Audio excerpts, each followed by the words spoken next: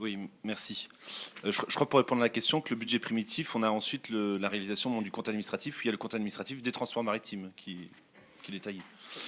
Je voudrais d'abord, alors c'est dommage, elle n'est pas là, parce que pour une fois que je remercie quelqu'un de la majorité, mais remercier Laure Curval, parce que elle a quelques jours, ou même peut-être même presque quelques heures après sa prise de fonction, j'ai assez de questions. Oui, elle plaît là, voilà. Vous devez avoir son numéro, j'en suis certain. J'ai assez de questions auxquelles elle m'a répondu assez précisément, donc je le remercie. Je l'avais questionné sur le fait, Monsieur le Président, que... Alors d'abord, une première chose dans cette délibération. Il est évoqué ce projet qui est une arlésienne maintenant de l'extension de la digue de Royan. Alors à moins que vous ayez des éléments nouveaux qui vous permettent d'avoir une certitude sur la réalisation de ce vœu très ancien de pouvoir étendre cette digue, on en revient un petit peu au débat qu'on avait tout à l'heure, c'est que je ne vois pas trop l'intérêt de mettre ça dans une délibération, sachant que c'est quand même très très loin d'être fait, parce qu'il y a un problème de volonté politique, pas de vous, là, ça je le reconnais, mais plutôt de l'autre rive, on va dire. Moi, j'ai eu l'occasion de discuter avec un adjoint de la ville de Royan où ils n'étaient pas du tout emballés par ce projet. Donc voilà, moi, je vous dis franchement, ne mettez pas sur le papier des projets comme ça qui finalement sont encore des nouvelles déceptions. Monsieur le Président, j'avais un sujet sur lequel je voulais vous parler. C'était sur la question de la réforme des tarifs du bac, la nouvelle grille tarifaire qui d'ailleurs qui n'est pas dans les délibérations, ce qui est la première fois que je vois ça, ce qui nous aurait quand même un petit peu aidé.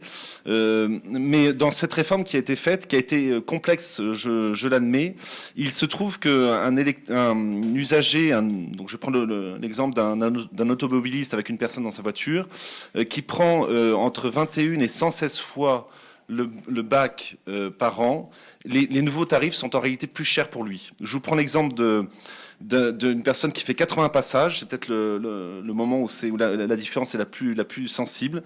Le nouveau tarif lui revient à 1 600 € pour les 80 passages, alors qu'avec l'ancien tarif, il revenait à 1 215 €, ce qui est quand même une différence considérable. Ce problème avait été soulevé par un usager lors de la réunion avec les usagers de présentation des nouveaux tarifs au Verdon. Et je suis un peu déçu quand même, alors que Madame Fabre-Ladler avait promis de voir ça, qu'on essaie de régler ce problème que maintenant. C'est-à-dire que pendant 9 mois, il y a quand même une bonne partie des usagers qui ont vu leur coût augmenter. Alors vous proposez maintenant, si j'ai bien compris, comment dire, une carte de fidélité sur les cartes d'e-passage, ce qui permettrait, selon vos mots, de réduire cette augmentation constatée. Alors réduire jusqu'à quel point? Est-ce qu'on va annuler la hausse des tarifs? Quelles sont les conditions de cette carte de fidélité? C'est pas détaillé dans le rapport. Est-ce que ça pourrait être mis en place dès demain, j'ai envie de dire, dès le vote de cette délibération? Quand est-ce que ça va être mis en place? Est-ce qu'on va encore attendre peut-être l'évaluation de la nouvelle grille au mois d'avril, ce qui se poserait problème quand même encore une fois pour tous ces passagers qui voient leur coût augmenter. Moi, je vous rappelle, Monsieur le Président, là, je vais essayer d'être court, mais la proposition que j'avais faite au moment de cette réforme, alors je sais que Madame Curval nous réinvitera les conseillers départementaux concernés, et je le remercie, mais moi, la proposition que j'avais faite à cette époque-là, et la demande que j'avais faite, c'est qu'on puisse réfléchir pour ces bacs à la même chose que vous avez mis en place avec succès pour les bus du Transgironde en 2012. Vous avez mis en place ce tarif unique à 2,50 €, qui avait été une baisse pour certains trajets très conséquentes. Quelquefois on divisait par 4 ou voire 5 le trajet du bus, et qui avait permis, par l'augmentation considérable de la fréquentation, de stabiliser les recettes. Est-ce qu'il n'y a pas moyen, avec ces bacs, de faire la même chose? Il faudrait faire une étude. On a des bacs qui sont très peu remplis. Alors là, quand on parle de résilience, il y a quand même un problème majeur où on fait circuler des bacs qui sont en surcapacité par rapport à ce qui transporte réellement. Je parle de ça hors pleine saison, évidemment, parce que la pleine saison, c'est particulier.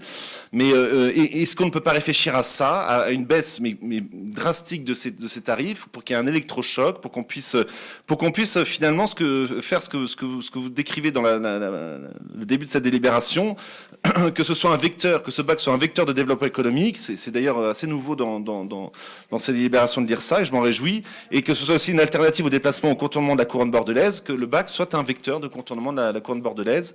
Voilà, moi je n'ai pas la solution, mais il me semble que ce serait opportun de faire cette étude. Je l'avais proposé il y a maintenant 1 an, on l'a pas fait, et je le regrette.